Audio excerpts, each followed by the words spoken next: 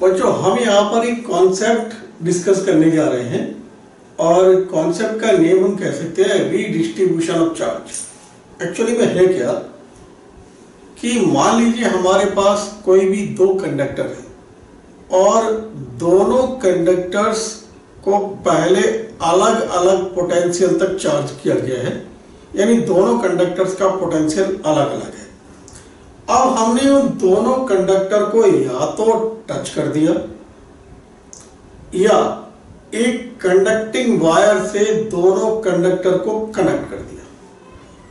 तो उसके बाद कनेक्ट करने के बाद या टच करने के बाद दोनों कंडक्टर्स पर अलग अलग चार्ज होता है, या ऐसे कहा जाए कि चार्ज रीडिस्ट्रीब्यूट होता है। रीडिस्ट्रीब्यूट का मतलब यह हुआ कि जितना पहले चार्ज था दोनों कंडक्टर्स पर, अब कनेक्ट करने के बाद उन दोनों पर चार्ज पहले से कुछ अलग होगा। इसी को हमने नेम दे दिया रीडिस्ट्रीब्यूशन ऑफ चार्ज। इस कॉन्सेप्ट को समझने के लिए हम अपने डेली लाइफ का एक छोटा सा एग्जाम्पल लेते हैं जो हम सब अपने डेली लाइफ में कभी ना कभी देखे होंगे। ध्यान से समझते हैं। यहां हमसे कहा जा रहा है, ध्यान दीजिए फिगर में, ये हमारे पास एक कंटेनर है जिसको हमने नाम दे दिया कंटेनर 1, और ये दूसरा कंटेनर है और इसको हमने नाम दे दिया कंटेनर 2। दोनों में हमने वाटर फिल कर दिया, इसमें भी वाटर फिल कर दिया, इसमें भी वाटर फिल कर दिया। पहले इन दोनों कंटेनर के लिए समझ लेते हैं। इस कंटेनर का बेस एरिया हिंदी में कहें तो आधार कम चौड़ा है और इसका बेस एरिया ज्यादा चौड़ा है। आपने देखा होगा बच्चों, गिलास जिसमें हम पानी पीते हैं, कुछ गिलास ऐसे होते हैं जिनका बेस एरिया यानी हम क्रॉस सेक्शनल एरिया कहें ज्यादा होता है, कुछ गिलास ऐसे होते हैं जिनका क्रॉस सेक्शनल एरिया कम होता है। अब मान लीजिए हमारे पास दो गिलास है, एक गिलास का क्रॉस सेक्शनल एरिया कम है और दूसरे गिलास का क्रॉस सेक्शनल एरिया ज्यादा है। दोनों गिलास में हमने बराबर बराबर वाटर डाल दिया। इसका मतलब यह हुआ कि मान लीजिए गिलास हमारे पास दोनों, जो कम बेस एरिया वाला है और ज्यादा बेस एरिया वाला है, दोनों काफी हाइट के हैं। हमने दोनों गिलास में 0.5 लीटर पानी डाल दिया। हमने दोनों गिलास में 0.5 लीटर पानी डाल दिया। तो कॉमन सेंस की बात है, जिसका बेस एरिया कम होगा उसमें वाटर का लेवल यानी वाटर की हाइट ज्यादा होगी, और जिसका बेस एरिया ज्यादा होगा उसमें वाटर का लेवल यानी वाटर की हाइट कम होगी। वाटर का लेवल या वाटर की हाइट कहें एक ही बात है। तो वही यहां है बच्चों, इसका बेस एरिया कम है और इसका बेस एरिया इतना है और इसका बेस एरिया इतना है। तो ये बेस एरिया इस बेस एरिया से कम है। सेकंड का बेस एरिया ज्यादा है, फर्स्ट का बेस एरिया कम। हमने यहां पर वाटर फिल कर दिया, इसमें भी वाटर फिल कर दिया, दोनों में अलग अलग क्वांटिटी वाटर फिल कर दी। फिलहाल हम नहीं जानते कि वाटर की क्वांटिटी इसमें ज्यादा है या इसमें ज्यादा है, और हमने दोनों कंटेनर को एक पाइप से कनेक्ट कर दिया है और यहां एक टेप लगा दिया है जिसे हम जब चाहे खोल सकते हैं या बंद कर सकते हैं। इसको मैंने टेप कहा है, ये टेप लगा दिया। टेप का मतलब होता है पानी की टंकी को हमने खोलना या बंद करने वाले को हम उसे टेप कहते हैं। तो हमने इसे टेप लगा दिया। अब हमने क्या किया, हमने ऑब्जर्व किया कि भाई इसमें वाटर का हाइट यानी वाटर लेवल ज्यादा है और इसमें वाटर का हाइट यानी इसमें वाटर का लेवल कम है। अब इसीलिए मैंने लिख दिया बिफोर ओपनिंग द टेप नीचे, यानी हमने टेप अभी तक नहीं खोला। अब हम क्या किए, टेप को ओपन कर दिए और टेप को ओपन करने के बाद कुछ देर बाद हमने देखा कि वाटर की सिचुएशन, वाटर लेवल की जो हाइट होगी वो कुछ ऐसे आएगा जो हम देख रहे हैं। दोनों कंटेनर में, कंटेनर 1 और कंटेनर 2 में वाटर का लेवल इक्वल आ गया। इससे हमें क्या कंक्लूजन मिलता है वो हम समझते हैं। हालांकि ये अब आपको क्लियर हो गया होगा कि बहुत ही कॉमन सेंस की बात है कि जब हम टेप को ओपन कर देंगे तो वाटर, जिसमें वाटर लेवल ज्यादा है, उधर से कम वाटर लेवल वाले की तरफ चलना शुरू कर देगा और तब तक इधर से वाटर इधर की तरफ, यानी 1 से 2 की तरफ वाटर तब तक फ्लो होता रहेगा जब तक कि दोनों कंटेनर में वाटर लेवल सेम ना हो जाए। अच्छा, एक बात और ध्यान दें, अगर इसमें वाटर का क्वांटिटी इस वाले वाटर के क्वांटिटी से ज्यादा भी हो, तब भी वाटर इधर से इधर ही की तरफ जाएगा। मतलब ये हुआ कि क्वांटिटी किसमें ज्यादा है किसमें कम है, वाटर किधर से किधर जाएगा, इस बात पर निर्भर नहीं कर रहा, इस बात पर डिपेंड नहीं कर रहा। वाटर किधर से किधर जाएगा ये केवल इस बात पर डिपेंड कर रहा है कि वाटर का लेवल किधर ज्यादा है। यानी वाटर सदैव जिधर वाटर का लेवल ज्यादा है उधर से किधर की तरफ चलेगा, किस कंटेनर की तरफ चलेगा, जिधर वाटर का लेवल कम है, और तब तक चलता रहेगा, तब तक फ्लो होता रहेगा जब तक कि दोनों कंटेनर्स में वाटर लेवल सेम ना हो जाए। इससे हम दूसरा पॉइंट ये कह सकते हैं कि बिफोर ओपनिंग द टेप जो दोनों में वाटर का क्वांटिटी था, मान लो इसमें कुछ वाटर का क्वांटिटी था, इसमें कुछ और वाटर का क्वांटिटी था, अब टेप को ओपन करने के बाद, यानी जब दोनों में वाटर का लेवल सेम आ गया, उसके बाद इसमें क्वांटिटी और इसमें क्वांटिटी जो इन दोनों कंटेनर्स में पहले वाटर की क्वांटिटी थी उससे कुछ अलग अलग होगी। यानी मैं समझाने के लिए अगर मान लूं कि इसमें पहले वाटर 100 लीटर था, इसमें वाटर पहले 200 लीटर था, तो अब जब हमने टेप को ओपन कर दिया तो वाटर इधर से इधर की तरफ चलना शुरू हो गया, तब तक चलता रहा जब तक कि दोनों में वाटर का लेवल सेम ना हो जाए। मतलब ये हुआ, अब इस कंटेनर में यानी कंटेनर 1 में वाटर की क्वांटिटी 100 लीटर से कुछ कम हो गई होगी और इस कंटेनर में यानी कंटेनर 2 में वाटर की क्वांटिटी पहले जो 200 लीटर थी उससे कुछ ज्यादा हो गई होगी। बच्चों, जिसे हमने वाटर लेवल कहा, वाटर की हाइट कहा, उसे हम फिजिक्स की लैंग्वेज में जो हम कॉन्सेप्ट डिस्कस करने जा रहे हैं, जैसे कि मैंने अभी बताया कि डेली लाइफ की एक इवेंट को हमने समझा, इसी को हम आगे रीडिस्ट्रीब्यूशन ऑफ चार्ज में अप्लाई करेंगे। तो दोबारा से मैं समझा रहा हूं, बता रहा हूं कि जिसे हमने वाटर का लेवल कहा उसे हम अपने फिजिक्स की लैंग्वेज में पोटेंशियल कहेंगे, पोटेंशियल कहते हैं, और जिसे हमने वाटर कहा उसे हम अपने फिजिक्स की लैंग्वेज में चार्ज कहेंगे।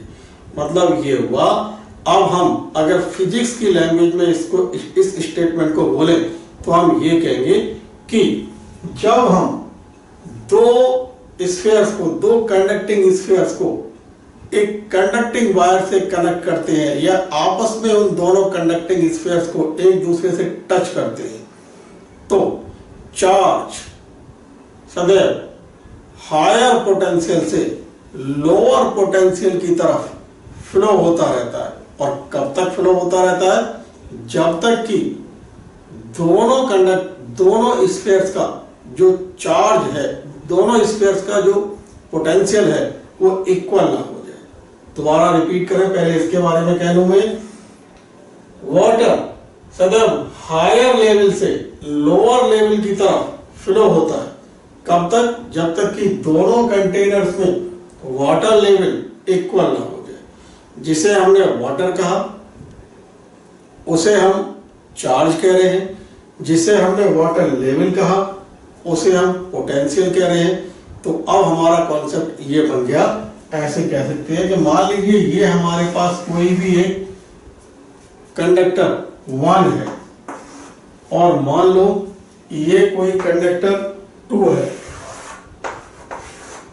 अब पहले मान लिया हमने इसका पोटेंशियल V1 था कब, पहले, और इसका पोटेंशियल V2 था। मान लिया मैंने कि V1 ग्रेटर देन V2, और अब मैंने जब इनको एक कंडक्टिंग वायर से कनेक्ट कर दिया तो पोटेंशियल इसका ज्यादा है, इसका कम है, इसलिए चार्ज इस 1 से 2 की तरफ फ्लो होता रहेगा तब तक जब तक कि दोनों का पोटेंशियल इक्वल ना हो जाए।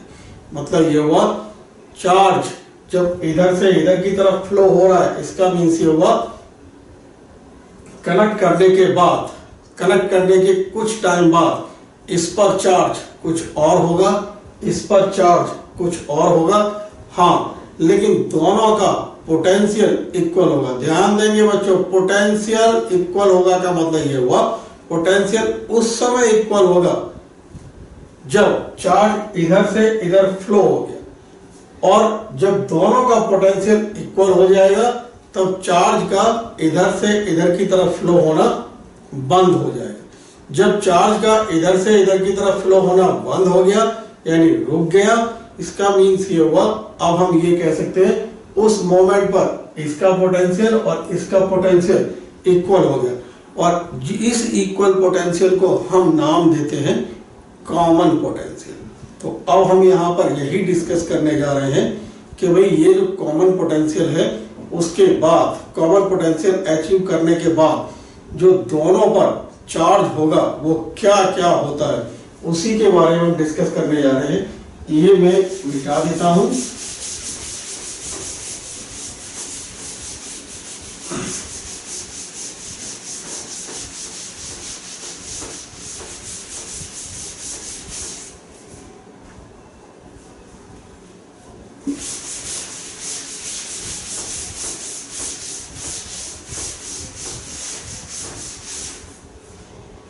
समझे? हमने मान लिया इसका रेडियस R1 है और इसका रेडियस R2 है। कनेक्ट करने से पहले इस पर चार्ज मैं यहां लिख देता हूं 1 और 2, इस पर चार्ज Q1, इस पर Q2, इसका रेडियस R1, इसका रेडियस R2। ये है बिफोर, और आफ्टर यानी कनेक्ट करने के बाद जब सेटलमेंट हो गया, जब पोटेंशियल इक्वल हो गया, तो अब हम मान लें इस पर चार्ज Q1 डैश और इस पर चार्ज Q2 डैश आ गया। ये है आफ्टर। मतलब ये हुआ जब इस पर चार्ज Q1 डैश रह गया और इस पर चार्ज Q2 डैश हो गया, उस समय दोनों का पोटेंशियल इक्वल हो गया। रेडियस दोनों की इक्वल ही रहेगी, चाहे कनेक्ट करने से पहले या कनेक्ट करने के बाद। जब दोनों का पोटेंशियल इक्वल हो गया उसे हम कहते हैं कॉमन पोटेंशियल। और बहुत कॉमन सेंस की बात है, इसका पोटेंशियल उस समय जो होगा वो ये V1 dash is equal to 1/4 pi epsilon not Q1 dash upon R1, और इसका जो पोटेंशियल होगा उस समय वो V2 dash is equal to 1/4 pi epsilon not और Q2 डैश अपॉन R2। जैसे कि अभी हम डिस्कस किए, ये दोनों पोटेंशियल इक्वल होंगे। क्यों? क्योंकि ये चार्ज के रीडिस्ट्रीब्यूशन के बाद कॉन्सेप्ट ही ये था कि हायर पोटेंशियल से चार्ज लोअर पोटेंशियल की तरफ तब तक फ्लो होता रहता है जब तक कि दोनों बॉडीज का, दोनों कंडक्टर्स का यानी दोनों स्फीयर्स का पोटेंशियल इक्वल ना हो जाए, तो इसीलिए V1 dash is equal to V2 dash, और ऑब्वियसली यहां से हमें रिलेशन मिलेगा 1/4 pi epsilon not, 1/4 pi epsilon not cancel हो जाएगा, तो हमें मिलेगा Q1 डैश अपॉन R1, और ये Q2 डैश अपॉन R2 हम यहां लिख देते हैं, हमें मिल जाएगा Q1 dash upon Q2 dash R1 upon R2। हम कह सकते हैं रीडिस्ट्रीब्यूशन के बाद दोनों पर जो चार्ज होगा वो उनके रेस्पेक्टिव रेडियस के डायरेक्टली प्रोपोर्शनल होगा, यानी Q1 dash ratio Q2 dash R1 ratio R। ध्यान से समझे, चार्ज ऑलवेज कंजर्व रहता है, यानी रीडिस्ट्रीब्यूशन से पहले सिस्टम के पास जितना टोटल चार्ज था, रीडिस्ट्रीब्यूशन के बाद सिस्टम के पास टोटल चार्ज उतना ही होगा। सिस्टम का मतलब है बच्चों ये प्लस ये, यानी दोनों स्फीयर पर जो टोटल चार्ज था वो कहा जाएगा सिस्टम पर चार्ज। तो सिस्टम पर जो चार्ज है वो रीडिस्ट्रीब्यूशन से पहले कहें या बाद में कहें, इक्वल ही होगा। हम जानते हैं क्यों, क्योंकि चार्ज ऑलवेज कंजर्व रहता है। मतलब ये हुआ, आप ये कहिए Q टोटल, QT दिखा दिया मैंने, ये क्योंकि हमें Q1 गिवन है, Q2 गिवन है, तो हम ये कहेंगे Q1 प्लस Q2, और वास्तव में ये Q1 dash plus Q2 dash के इक्वल ही होगा। तो यानी Q1 हमें गिवन, Q2 हमें given, Q1 dash Q2 dash हमें फाइंड करना है, तो Q1 हमें गिवन है, Q2 हमें गिवन है। यह ध्यान देंगे, चार्ज अगर दोनों पॉजिटिव है या दोनों नेगेटिव है या एक पॉजिटिव है या एक नेगेटिव है, चार्ज को साइन के साथ ऐड करना है। समझाने के लिए अगर मैं मान लूं कि Q2 नेगेटिव है, Q1 पॉजिटिव है, तो दोनों का जो साइन है प्लस या माइनस, ये दोनों प्लस या दोनों माइनस या एक प्लस या एक माइनस, उन साइन के साथ हमें टोटल चार्ज निकालना है। यानी Q2 QT Q टोटल हमें गिवन है। अब हम मैथमेटिक्स से, रेशो वाले कॉन्सेप्ट से Q1 डैश या Q2 डैश बहुत आसानी से पता कर सकते हैं। ध्यान दीजिए, Q1 डैश हम पता करते हैं, सिंपल मैथमेटिक्स का कॉन्सेप्ट लगाते हैं। Q1 का कंट्रीब्यूशन R1 से है, तो R1 अपॉन दोनों का सम, R1 और R2 का सम, R1 प्लस R2 डिनोमिनेटर में multiplied by Q total. Q total हम Q1 प्लस Q2 से निकालेंगे, तो ये आ जाएगा Q टोटल। ये Q1 डैश आ गया। वैसे ही हम Q2 डैश निकालेंगे। Q2 का कंट्रीब्यूशन R2 से है, तो R2 upon R1 plus R2 multiplied by Q total.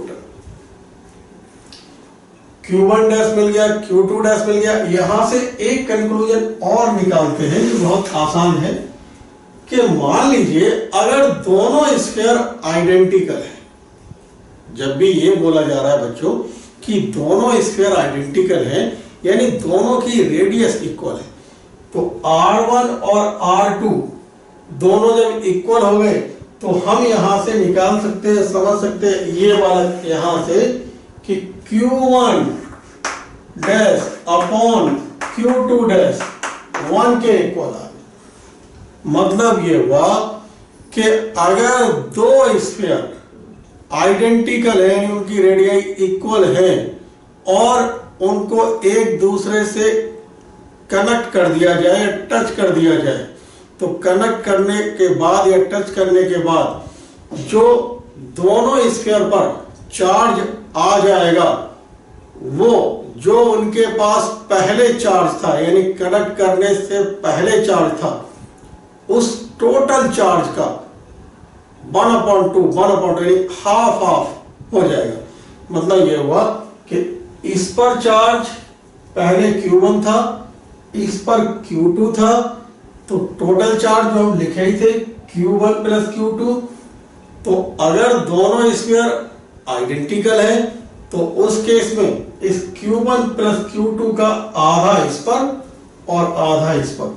Numerical में ये कॉन्सेप्ट बहुत इजीली यूज किया जा सकता है और फ्रीक्वेंटली इसके ऊपर न्यूमेरिकल पूछे जाते हैं नीट या जेईई में। तो इसलिए आपको ये कॉन्सेप्ट याद रखना है।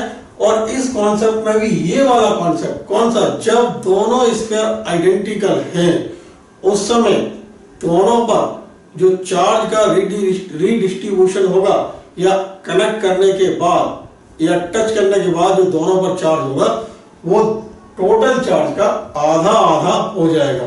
मैं समझाने के लिए अगर ये कहूं कि मान लो इस पर चार्ज 5 माइक्रोकूलम और इस पर चार्ज माइनस का 1 माइक्रोकूलम, मान लीजिए हमने मान लिया Q1 5 माइक्रोकूलम और Q2 माइनस का 1 माइक्रोकूलम, तो QT हो जाएगा 5 प्लस का 1 माइनस का यानी 4 माइक्रोकूलम।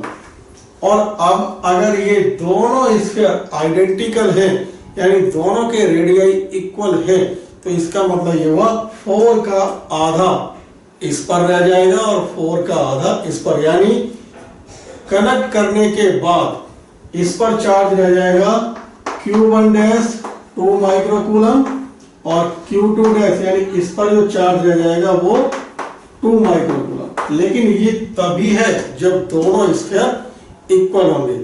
पुराना रिकॉर्ड ये कहता है बच्चों कि इस कॉन्सेप्ट पर यानी हमें ये कॉन्सेप्ट बहुत फ्रीक्वेंटली यूज करना पड़ता है न्यूमेरिकल में।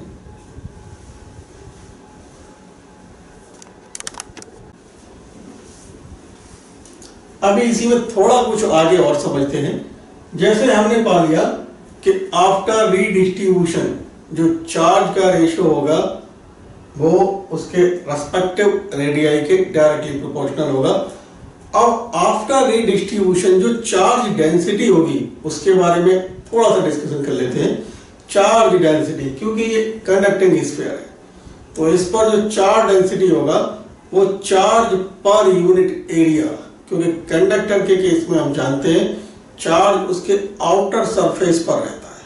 तो charge density mean charge per unit area, यानी रीडिस्ट्रीब्यूशन के बाद चार्ज के रीडिस्ट्रीब्यूट होने के बाद इसका चार्ज डेंसिटी हो जाएगा सिग्मा 1 डैश से दिखा रहे हैं वो Q1 डैश अपॉन 4 पाई R1 square charge per unit area.